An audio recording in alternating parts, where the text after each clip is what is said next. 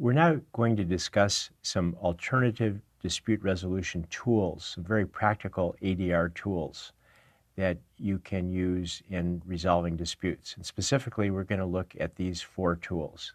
First of all, the corporate pledge, then we'll look at screens, and then contract clauses, and finally, online dispute resolutions.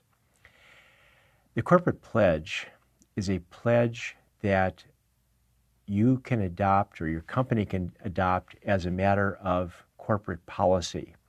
This pledge has become very popular. It's been adopted by over 4,000 operating companies as a matter of corporate policy, probably adopted at the board of directors level. And this document is a little bit difficult to read, but the key language in the document reads as follows. In the event of a business dispute between our company and another company which has made or will then make a similar statement, we are prepared to explore with that other party resolution of the dispute through negotiation or ADR techniques before pursuing full-scale litigation. One especially useful feature of this pledge is that I think it helps avoid the psychological trap that we discussed earlier in the course called reactive devaluation. If you're in the middle of a dispute and you come to the other side and you say, well, let's try going to mediation to resolve the dispute.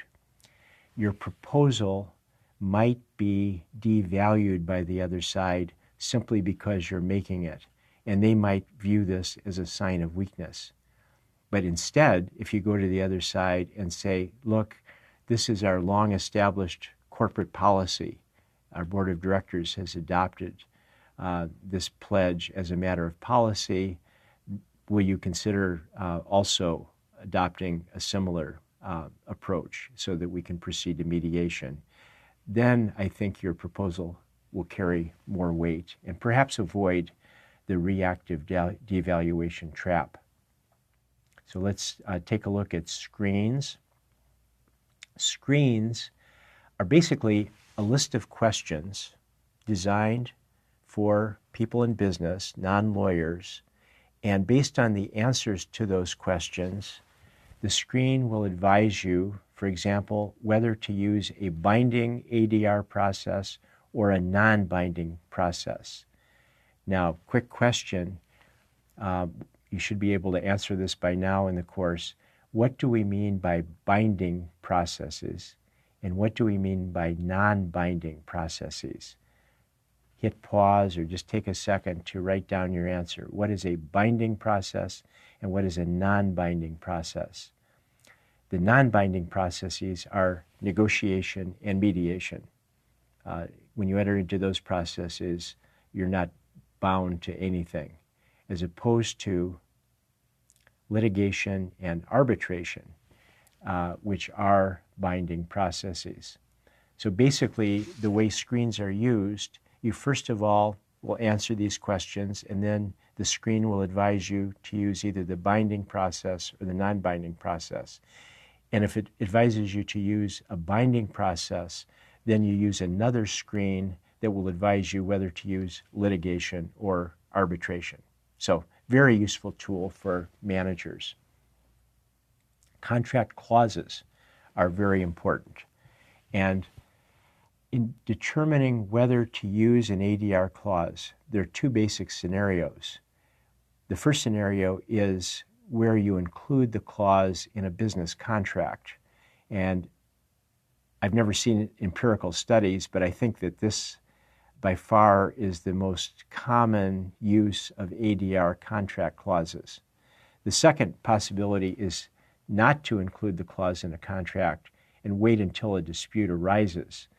This is a little more dicey because once you're in the middle of a dispute, it's going to be more difficult to persuade the other side to agree to mediation or arbitration.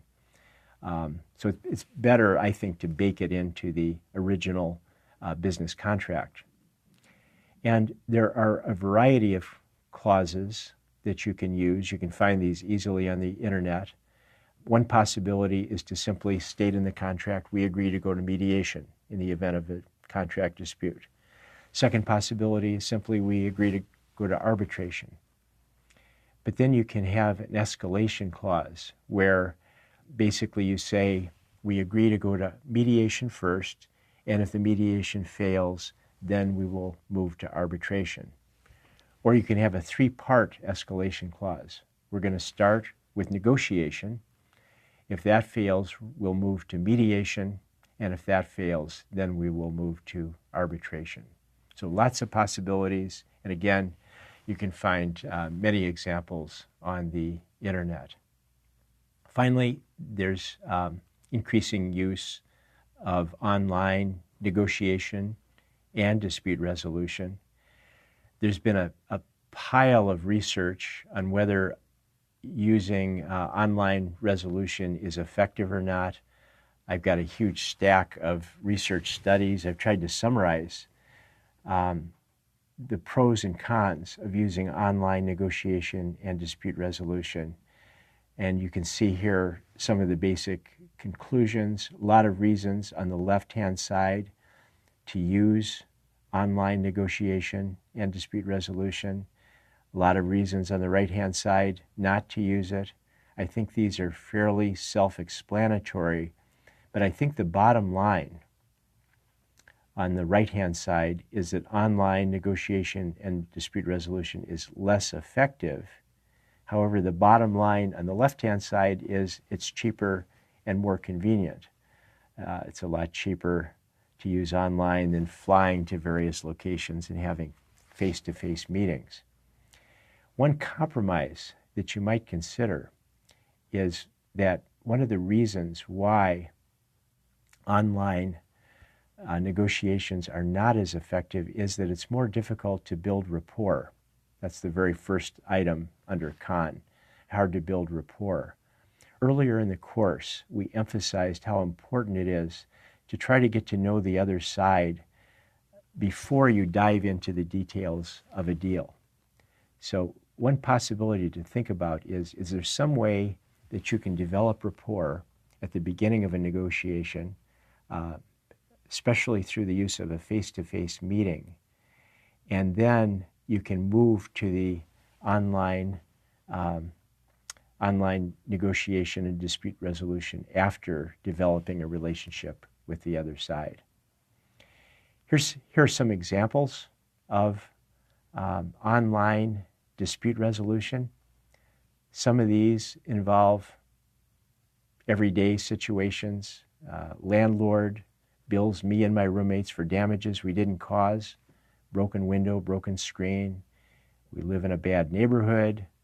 The landlord insists we caused the damage and that it had to be us. So we've got basically a dispute between landlord and tenant.